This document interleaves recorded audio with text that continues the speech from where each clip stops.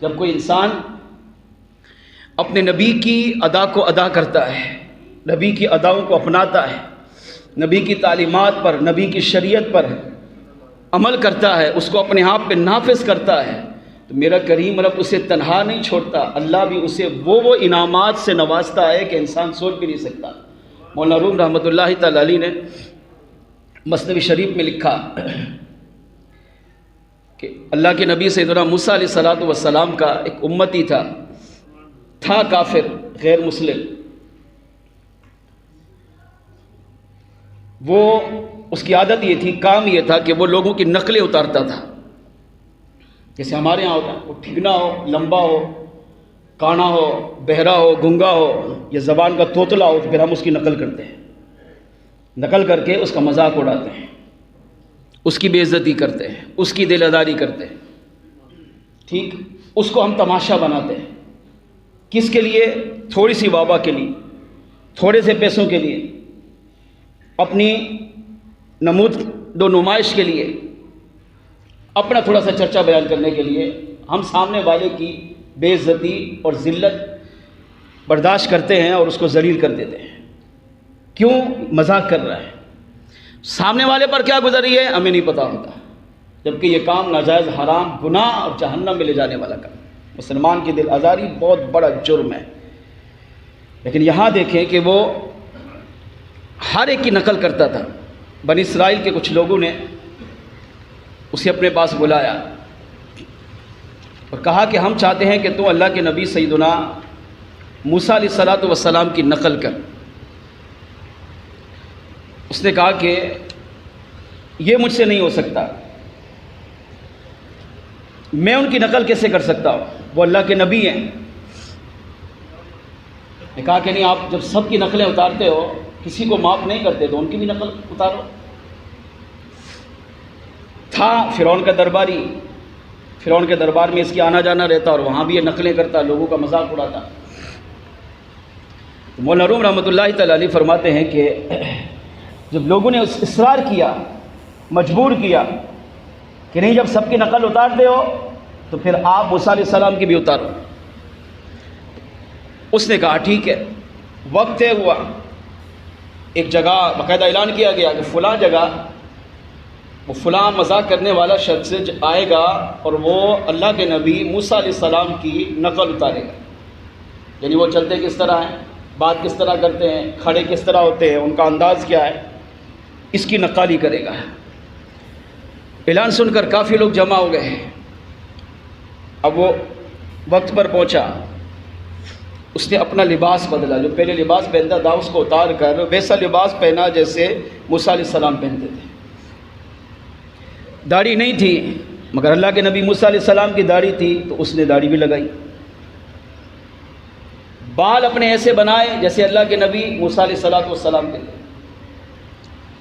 موسیٰ علیہ السلام کے مبارک ہاتھ میں عصا ہوتا تھا، اب اس نے بھی اپنے ہاتھ میں عصا لیا۔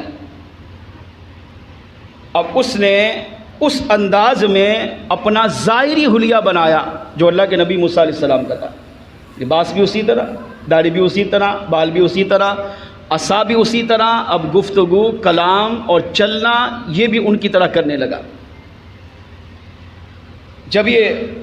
لوگوں کو جمع ہوتا ہوا دیکھا تو لوگوں کے سامنے ایک ٹیلے پر چڑھا اور موسیٰ علیہ السلام کی ادائیں بیان کرنے لگا۔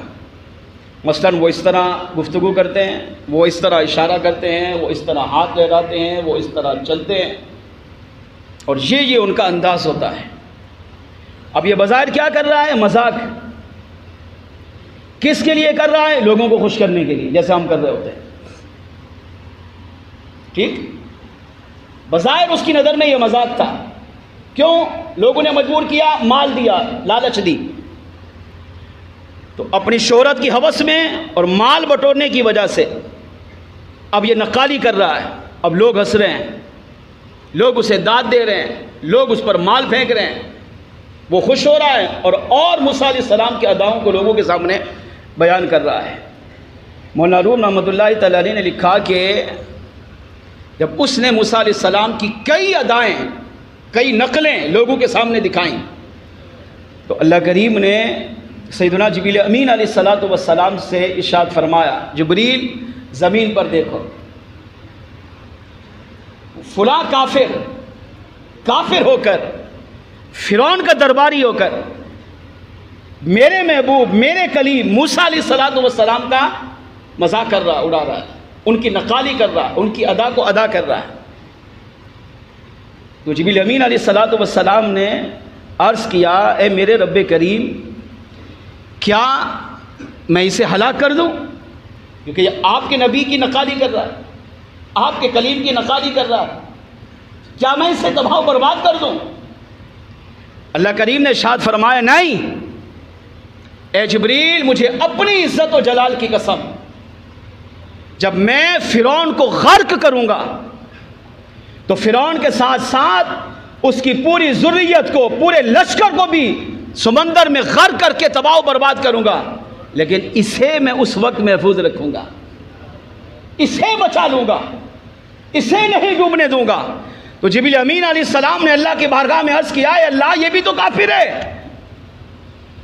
یہ بھی تو فرعون کا درباری ہے، یہ بھی تو اس کے لشکر میں شامل ہے۔ جب فرعون تباہ و برباد ہوگا، اس کا لشکر تباہ و برباد ہوگا، تو اسے بھی تباہ و برباد ہونا چاہیے، بلکہ اسے ان کے مقابلے میں دگنی سزا ملنی چاہیے، کیونکہ اس نے تیرے نبی کا مذاق اڑایا، تیرے نبی کی نقلیں اتاری، تیرے نبی کی اداؤں کو اس نے ادا کر کے، ان کا مذاق کر کے لوگوں کو خوش کیا، مال بٹورا۔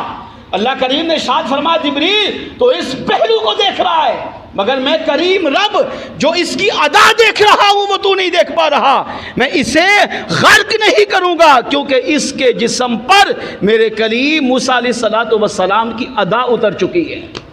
اگرچہ اس کا لباس ان جیسا نہیں، مگر لباس کی ظاہری وضاحت،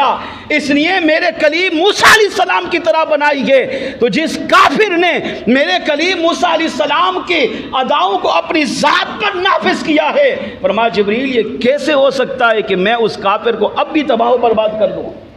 مولانا روم رحمۃ اللہ علیہ لکھتے ہیں کہ اللہ کریم نے ارشاد فرمایا، میں فرعون کو، اس کی ساری ذریت کو، اس کے سارے لشکر کو غرق کروں گا، مگر اسے میں اس وقت بچا لوں گا، کیونکہ اگرچہ حالت کفر میں ہے، مگر حالت کفر میں اس کے جسم پر میرے محبوب کی ادائیں اتر چکی ہیں، میرے محبوب کا لباس، ان کی ادائیں، ان کے انداز اس پر اتر چکا ہے۔ آپ فرماتے ہیں جب فرعون کو اللہ نے غرق کیا، پورا لشکر غرق ہوا، یہ بھی لشکر میں شامل تھا، مگر اللہ کریم نے اسے ڈوبنے سے محفوظ رکھا، اور بعد میں جب اسے اس بات کا علم ہوا تو اللہ کے نبی موسیٰ علیہ السلام کی بارگاہ میں حاضر ہو کر کلمہ طیبہ پڑھ کر اسلام کا دامن قبول کر لیا،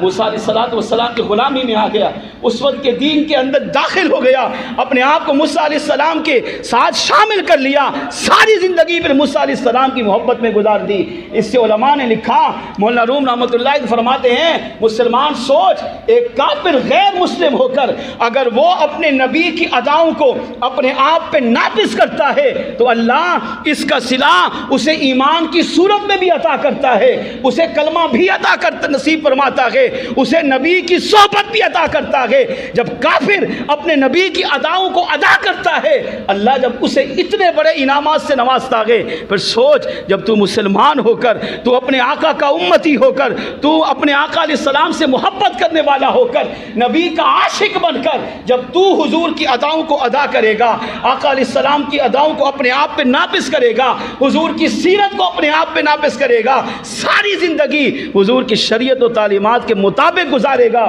تو اللہ کریم تجھے کن کن بڑے انعامات سے نوازے گا۔ فرمایا اللہ تجھے وہ انعامات عطا کرے گا تو سوچ بھی نہیں سکتا۔ اللہ تیری زندگی ایمان والی عطا کرے گا، تیرا خاتمہ ایمان پر فرمائے گا، تیری قبر کو جنت کا باغ بنائے گا، قیامت کے دن تجھے اپنے محبوب کی شفاعت بھی عطا کرے گا، اور اسی محبوب سے سچی محبت اور نبی کی تعلیمات کو اپنے آپ پر نافذ کرنے کی وجہ سے اللہ قیامت کے دن اپنے محبوب کے صدقے تجھے جنت میں بھی داخلہ عطا فرمائے گا۔ اس سے پتہ